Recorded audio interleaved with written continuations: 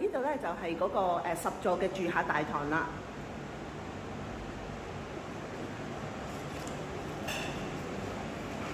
咁啊，佢個信箱咧喺呢一度嚟嘅。而家咧嚟到朗群居咧一個10座嘅 D 室，一個748尺嘅實用面積嘅一個3房2廁嘅間隔嘅戶型。咁啊，呢個業主又好聰明啊，因為1997年樓啦，咁但係咧就唔好抹殺咗或者埋沒咗去呢個朗群居嘅實用率咁抵住啦。咁所以業主咧就花咗啲錢咧就裝修。咁啊，裝修未完成㗎，因為佢嘅裝修期係由6月份咧就裝到去8月尾㗎。咁而家咧都整到8899。咁好明顯你睇到咧就換咗地板。咁啊，我睇到呢個方向咧，就佢個景觀咧就非常之好嘅。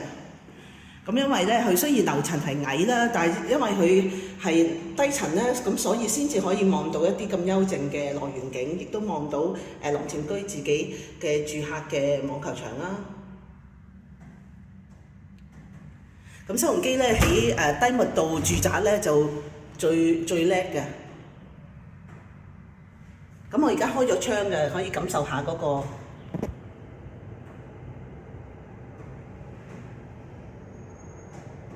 咁啊喺屋企可以開住窗咧，就聽到雀仔聲咧，咁就所以有時低層嘅物業未必唔好嘅，即係最緊要個方向景觀啦。咁而家呢個物業咧就一個係低層先至，即係高層就望山景啦，但係低層可以望到網球場咯。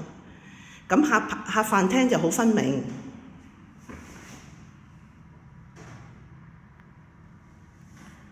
咁好，我哋而家睇下廚房啦。嗱，廚房咧就喺大門口一入咧，就右手邊咧就會入廚房噶啦。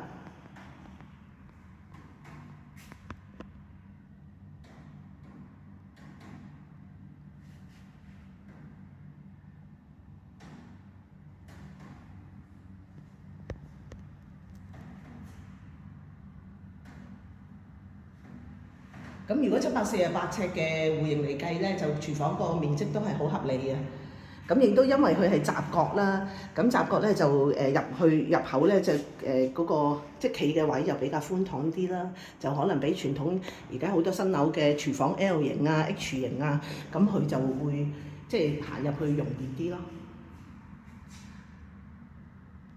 咁而家睇房啦。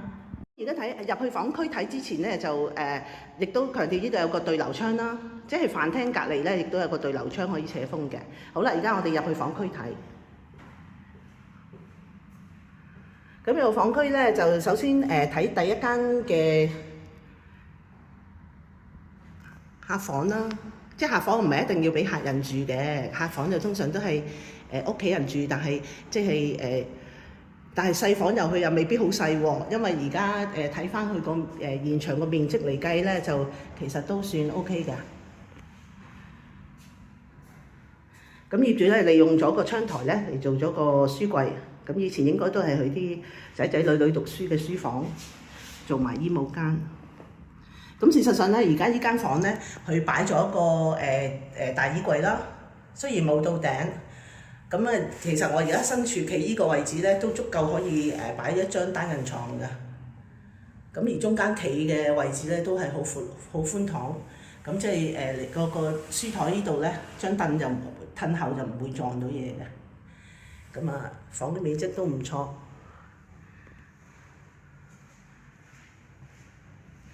好，我哋繼續睇埋另外間房先。咁隔離呢一間房咧，佢亦都一樣啦。咁就業主係利用咗一個窗台嚟做咗個書台，俾啲仔仔女女讀書温書咯。咁如果眼睇咧，基本上兩間房個面積係相若嘅，一樣係擺一張單人床啦，擺衣櫃同埋擺呢個書台，利用窗台做埋書台咧，就都好寬敞嘅。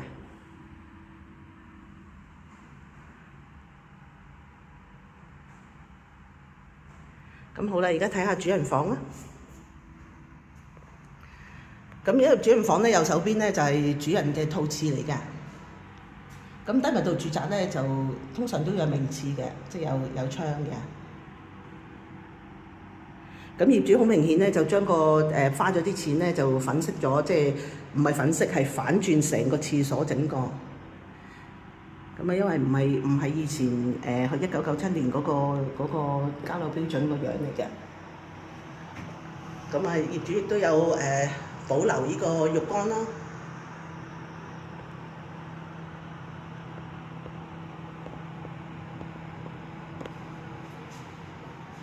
咁套房面積係標準嘅，係啦。咁好，我哋而家入去間睡房嗰度睇下啦。咁右手邊嗰個衣櫃凹位咧，業主就做咗一個大衣櫃。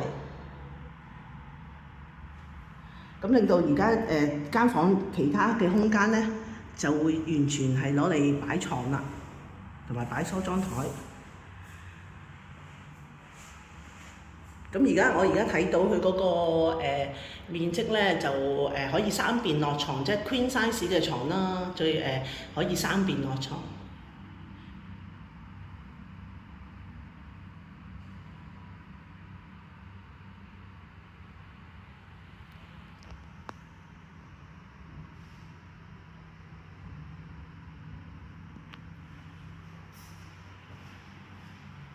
咁而主房咧就亦都係望住同一個景觀啦，望翻嗰個網球場啦，同埋嗰個兒童遊樂場。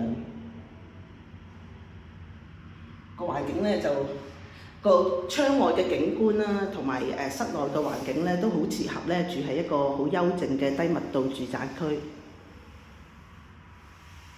咁但係咧步行距離咧就可以去搭西鐵。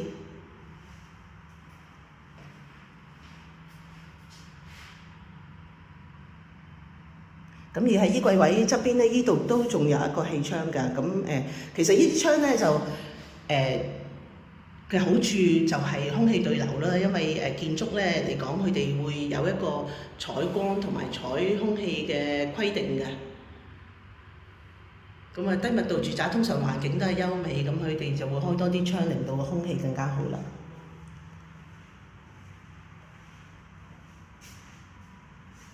睇多次嗰個主人房。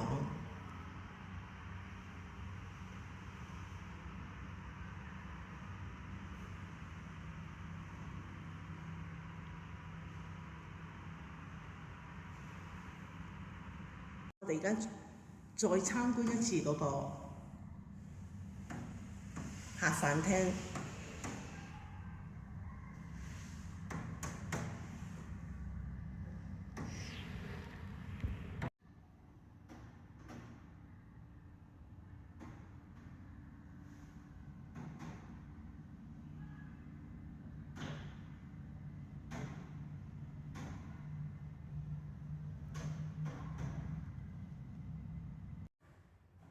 咁啊，而家嚟到呢個10座 D 嘅低層嗰啲，咁啊業主話而家裝修咧去到8月底啊。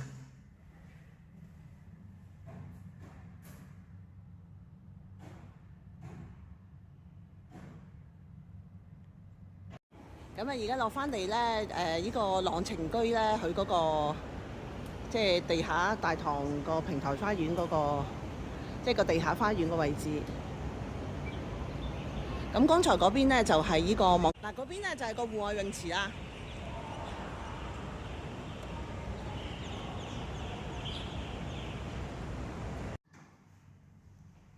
咁呢個10座 D 嘅低層啦，望到內園啦、網球場嘅景觀嘅一個748尺嘅3房有套房嘅戶型間隔咧，就呢個物業咧就我哋有鎖匙㗎。